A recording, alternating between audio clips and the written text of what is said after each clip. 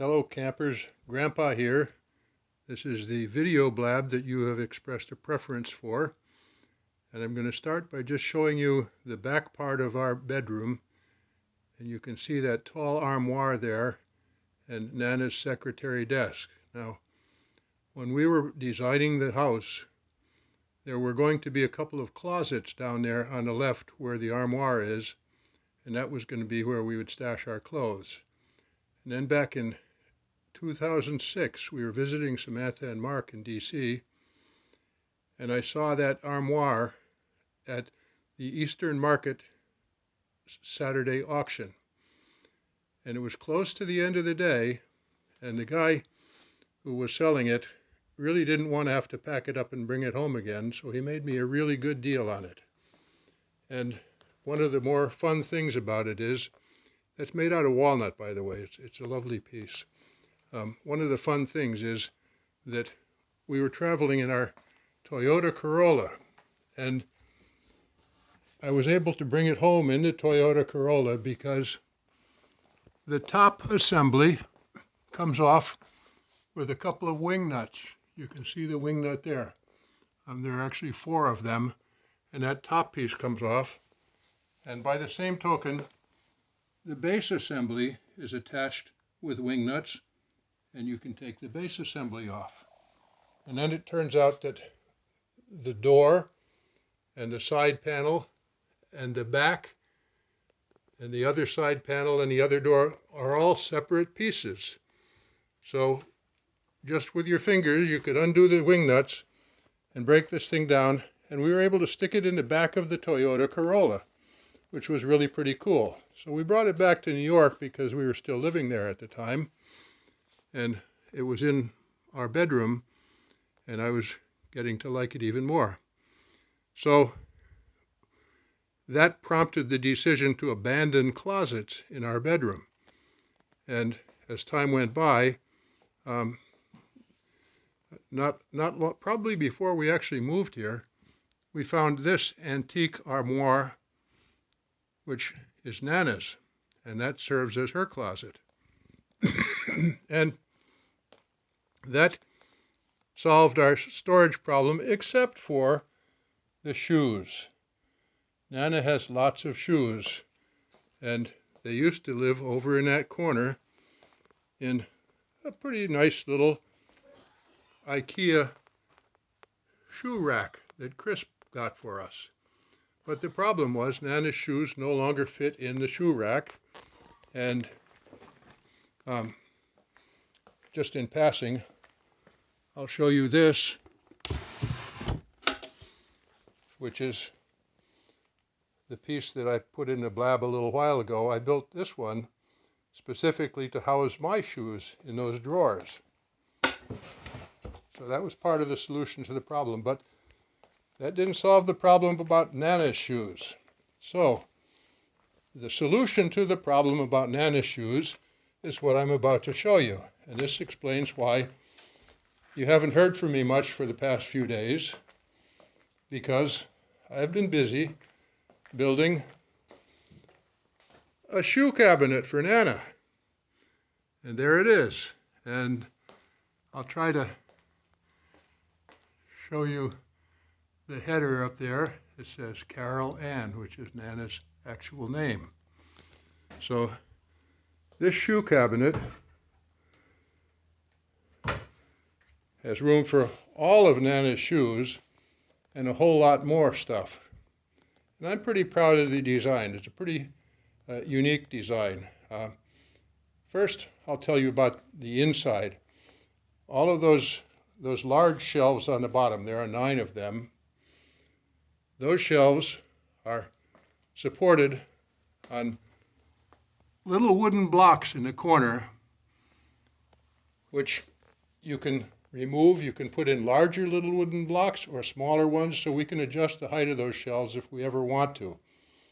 I set the spacing to be larger spacing at the bottom and smaller spacing at the top. The theory being that down low like that, you wouldn't want closely spaced shelves because you couldn't see what was in the back without bending way over. And then up on the top, there are 4 shelves, and these are only partial shelves, you can see, because Nana wants to be able to hang some scarves and handbags and stuff on the side there, which we will give her some hooks for that. But these shelves, you can see here, they're actually supported by ropes, and they have little lanyard stays that actually support the shelves. So those shelves are infinitely adjustable. You can put them at whatever height you like, and that'll be Nana's worry. So much for the inside. Now I'm going to talk about the outside. Okay, the facade here is raised panel doors, and the panels are made out of wood, which came from Uncle Chris and Aunt Joe's mulberry tree, which part of it blew down and they had to have somebody come and remove the whole tree. And Chris was kind enough to save a couple of logs for me, and we found a guy with a portable sawmill to cut those logs into boards, so I have still quite a stash of mulberry wood to build with. So the rest of the cabinet is pine, but I chose these particular pieces, and this one here is my favorite. I like the variety of color that you get in some wood, and particularly that one. So you'll notice every one of these panels has some strange coloration, and the strange coloration is the difference between heartwood. The dark wood is the heartwood, and the light wood is the sapwood.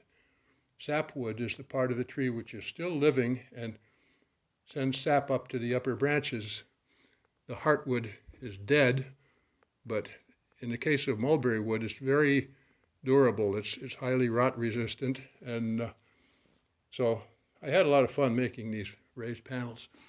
The top piece there, I call it the crown with Nana's name on it, that's made out of locust wood, which came from Chris Schlegel's sawmill over on Big Oak Road in Yardley, near where Jennifer and Samantha, Jennifer and Zoe and Elle live.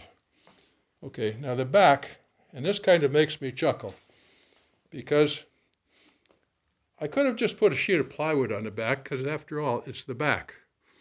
But if I put plywood on the back, well then, when you opened up the cabinet, you'd be looking at plywood. And I didn't think I liked that. So I decided to make the back as a raised panel assembly. So that's what I did. And I found some really nice pine that has the dark part is the heartwood, the white part is the sapwood. And I chose these particular boards for this piece to highlight that contrast. So there it is, folks. The funny thing is, nobody's ever going to see the back because it's the back. It'll be against the wall, but I'll know that it's there. And in the process of doing this thing, I developed some new techniques for making raised panels. I've made other raised panels before, but I never made any quite just like this one. And the ones on the front are also different. This one is different because there are only faceted bevels. There aren't any grooves or rabbets around them. On the front, the panels have routed rabbets around the perimeter to set off the facets of the raised panel. So of course we have solid brass hinges and brass pulls, and as a concession to modern technology, magnetic latches. So there you have it. That's what Grandpa has been doing for the past couple of weeks. And I just finished it last night. In fact, I just finished a few minutes ago. I finished installing the catches. So the next thing to do is to put it in place, and Nana can put her shoes into it, and the problem will be solved.